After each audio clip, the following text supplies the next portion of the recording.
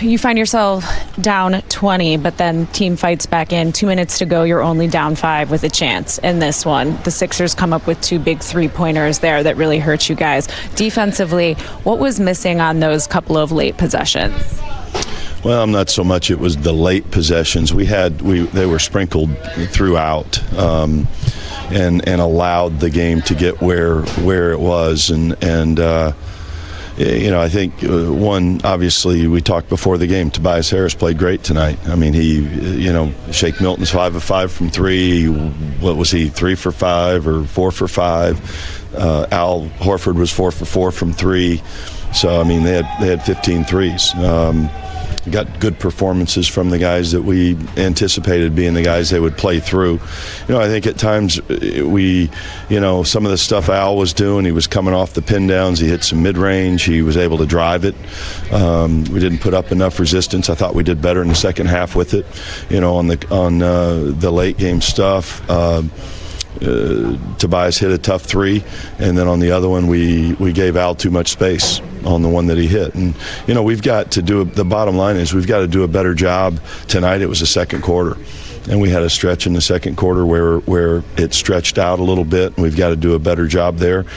I like the way we played the second half. I thought we played a really good half of basketball and, put ourselves, like you said, back in a position, and we get down, we've got to make more free throws.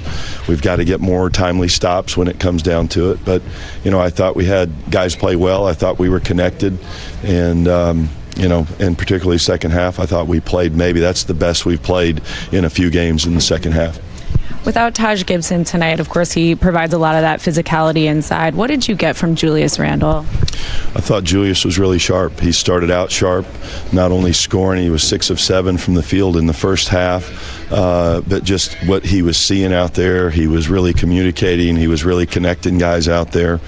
I thought he had a very good game.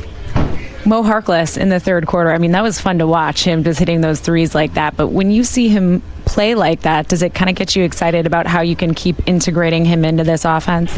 Well, I think part of it is he's getting more comfortable as we go, and we got a short turn. I think he played maybe 7-8 minutes in the first half, and then came back and really got it going. So that's what we need. We were in a game where I think we'd made 2 threes at the half, and they were making shots. We had to be able to keep pace and get back in it, and he stepped up and made some plays.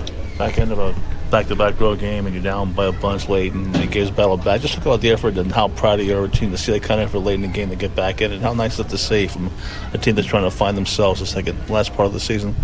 Well, this has been a great group. They've been resilient, and they keep coming back. And the big thing when you're playing, when they shot the ball as well as they did, we were going to have to get some stops in there, and then we were going to have to make more shots in the second half, and we did those things. But the way we approached it, we came out quick. We got off to a good start in the third quarter, made some plays, got some stops, and I think that was good. The big thing that we are looking at as a staff is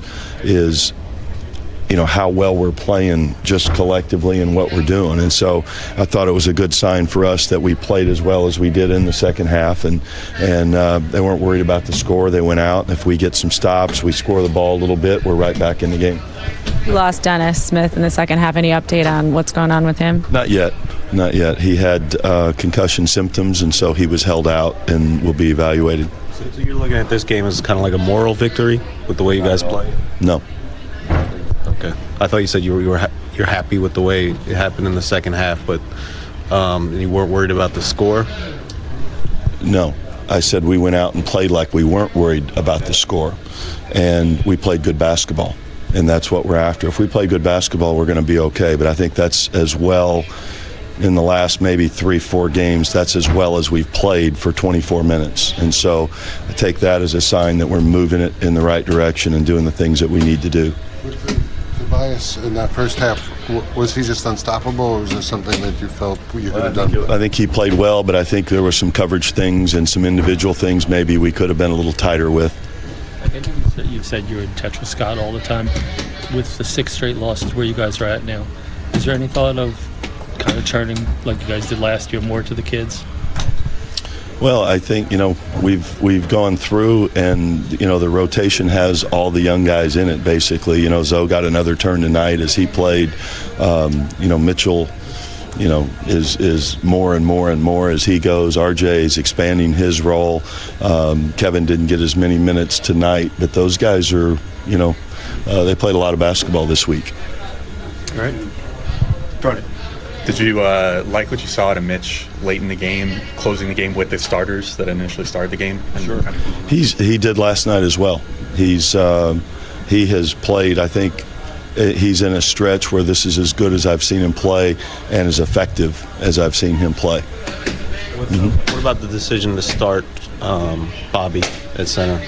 Well, obviously we could have went with Mitch, but we really like how he's playing, and he's in such a good rhythm as he's coming off the bench, and then we flipped it in the second half and started him, and I think he was a big part of keying that run again.